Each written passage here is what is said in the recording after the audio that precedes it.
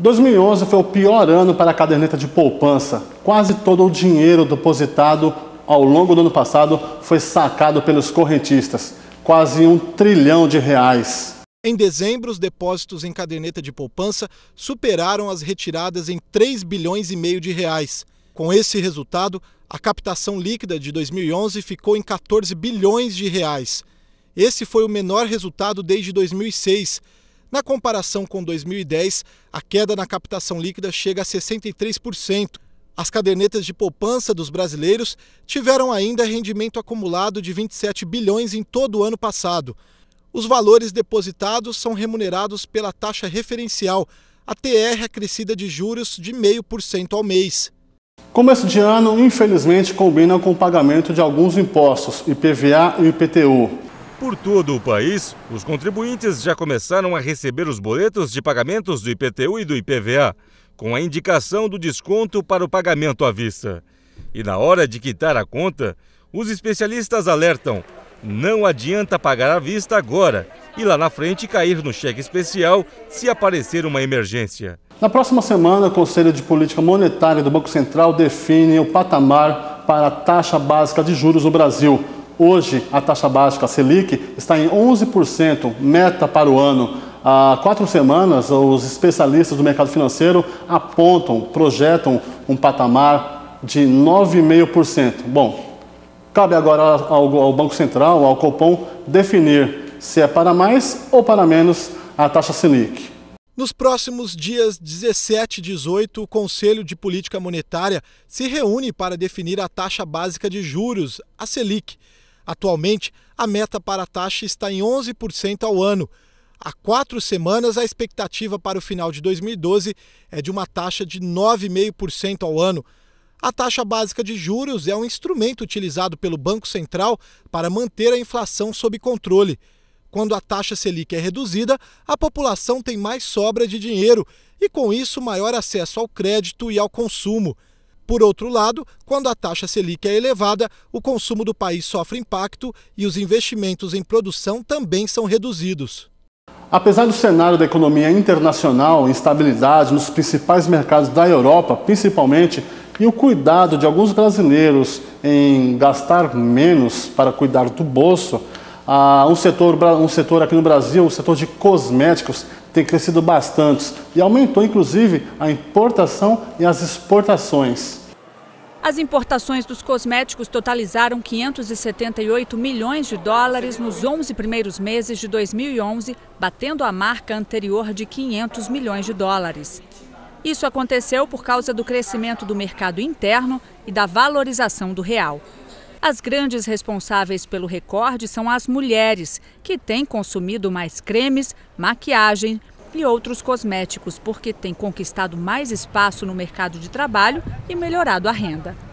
Quando os dados de dezembro de 2011 forem concluídos, a expectativa é que o país ultrapasse o Japão e se torne o segundo maior mercado de cosméticos e produtos de higiene pessoal, perdendo apenas para os Estados Unidos.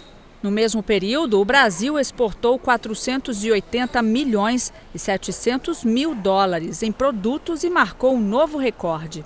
O Brasil é o segundo destino mais procurado pelos investidores estrangeiros no setor de imóveis. Quem explica isso é um especialista da consultoria Jones Lang LaSalle. Gustavo, o Brasil construiu ao longo dos últimos 18 anos uma estabilidade econômica que produziu um cenário bastante interessante para esses investidores. O país, aos poucos, ele foi galgando uma posição de relevância internacional e de atenção desses investidores. E isso não poderia ser diferente para o mercado imobiliário, não é? Porque além do franco desenvolvimento que a gente observa no segmento residencial, fruto da oferta de crédito, da estabilidade econômica e da perspectiva de renda futura das famílias, o mercado corporativo também passou a ter um grande destaque. Há alguns anos, o nível de ocupação em prédios de escritórios de alto padrão nas principais cidades do Brasil, assim como também a ocupação em empreendimentos industriais com perfil de logística, né, tem sido muito elevada. E a demanda por esses espaços é tão grande em cidades como São Paulo e Rio de Janeiro, e até outros centros, que só é limitada pela suboferta. Ou seja, tudo que se constrói no Brasil para esse segmento tem sido ocupado. E os investidores internacionais, eles estão muito atentos a isso já há bastante tempo. A gente pode dizer que há 8 anos atrás eles já estavam aqui no Brasil, mas ainda de maneira muito tímida. E nos últimos 2 anos, essa participação de investidores internacionais no mercado imobiliário brasileiro cresceu demais, muito significativamente. Eles até já investem em projetos em fase de desenvolvimento e não em projetos maturados. O Brasil, dentre os países emergentes, e talvez essa seja uma explicação, dentre os países do chamado BRIC, é a nação mais ocidentalizada de todas elas. O Brasil é a terceira democracia do mundo e isso tudo contribui para que o Brasil seja um porto seguro para investimentos internacionais. Antes de encerrar esta edição do Balanço da Economia, vamos ver quais as previsões da economia para o Brasil em 2012. Quem fala é o economista Roberto Troster. A economia brasileira encerrou 2011 com um dos menores crescimentos do ano entre os países emergentes. O Brasil é o 5º com a taxa mais baixa em um grupo de 24 países analisados. É o que aponta um levantamento feito por uma consultoria britânica.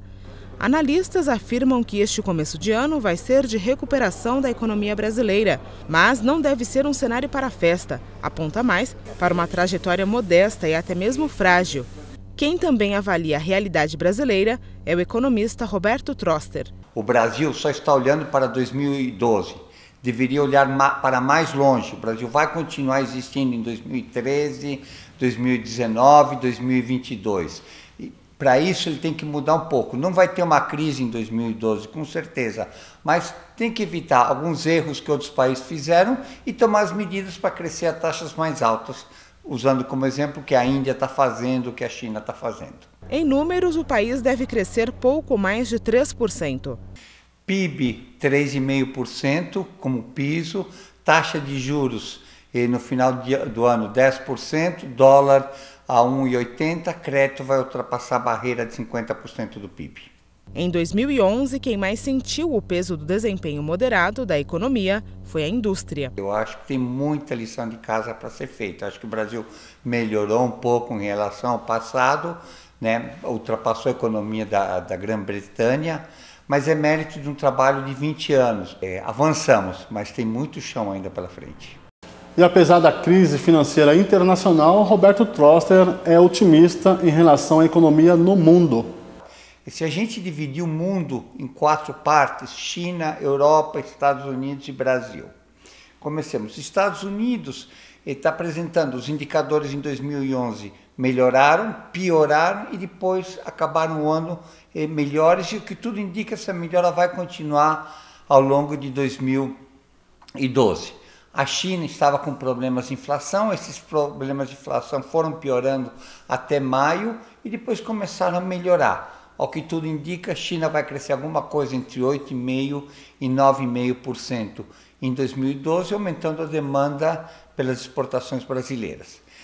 Terceiro, a Europa. A Europa começou com uma crise pequena na Grécia, a crise grega se espalhou por toda a Europa e Angela Merkel, a chanceler alemã, foi a grande heroína. Ela evitou que um problema de liquidez virasse um problema de solvência. Bateu o pé e todos os países da Europa, com exceção do Reino Unido, da Inglaterra, firmaram um compromisso de fazer uma Europa mais solvente, mais consistente para os próximos anos. Esse ajuste vai demorar um pouco, você tem uma série de negociações, mas o que tudo indica, a Europa já vai ter um segundo semestre de 2012 positivo.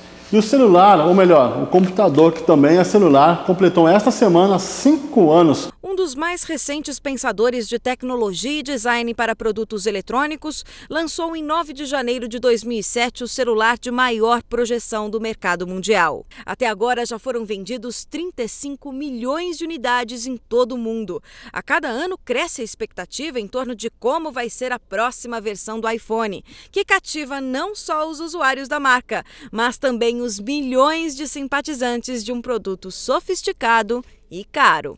O Balanço da Economia fica por aqui e a você que nos acompanha, mais uma vez, obrigado pela sua audiência.